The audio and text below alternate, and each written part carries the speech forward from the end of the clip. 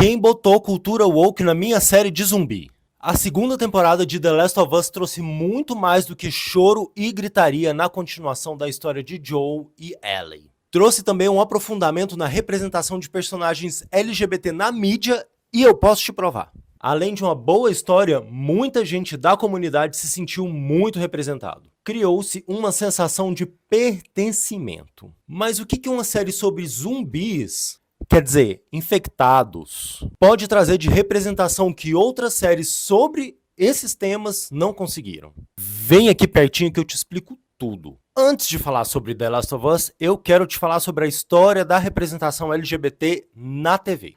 Primeiro, gays e lésbicas eram representados de forma caricata, como alívio cômico ou alvo das piadas. Esses personagens eram apenas escada para a mocinha, para o mocinho ou para o vilão. Foi só a partir dos anos 90 que algumas produções começaram a tratar os personagens LGBT como protagonistas da sua própria história. Surgiram daí séries como Queer as Folk, The L Word, Will and Grace e algumas outras por aí. Por mais que elas tenham sido aclamadas e premiadas pelo avanço nos temas, elas acabaram ficando anacrônicas, um retrato do seu tempo. Isso porque, apesar de contar histórias no contexto das vidas LGBT, a sexualidade delas era o ponto central da trama. Ou seja, tudo era visto pela lente da orientação sexual. Aí um movimento inverso começa a acontecer. Mais e mais séries começam a trazer personagens LGBT, mas eles só cumprem a cota.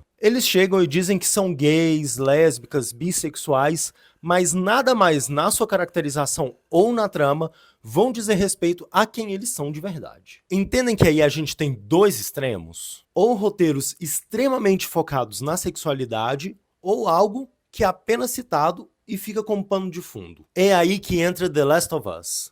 Muito antes de ser série, o jogo, que é o material original, já trazia personagens LGBT, mas não definidos, não em caixinhas. Mas que ao mesmo tempo a sua orientação sexual não pode ser ignorada. A primeira temporada da série desenvolve a história de Bill e Frank, algo que no jogo é muito mais sutil.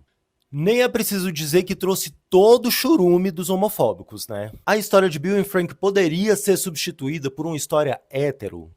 Não, porque aí seria outra história. A questão é que a história de Bill e Frank mostra que, além da vulnerabilidade que toda a sociedade está passando aí no pós-apocalíptico, ainda existe uma outra camada. Se já é difícil encontrar um amor no apocalipse, imagina para quem é LGBT.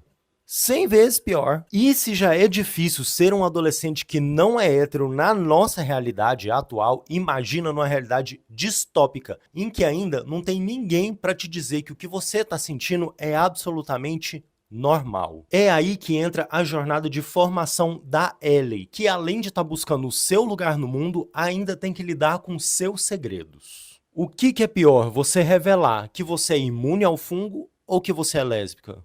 O que vai te deixar mais em risco? A própria relação entre o Joel e a Ellie pode ser lida como uma parte importante das vidas LGBT. A família que a gente escolhe. Por quê? Não é incomum que gays, lésbicas, bissexuais, trans sejam expulsos de casa ou afastados do convívio familiar. É aí que se forma a família escolhida, aquela que se ajuda, se apoia, com a relação de amor e afeto e não apenas de sangue. Eu tô falando aqui de The Last of Us, mas existem algumas outras séries da atualidade que estão fazendo isso, buscando uma representação de nós LGBTs de uma forma mais honesta. A sexualidade e a afetividade são uma parte da nossa identidade, mas que não pode ser desprezada. É uma parte significativa de quem somos, mas não é o que nos define.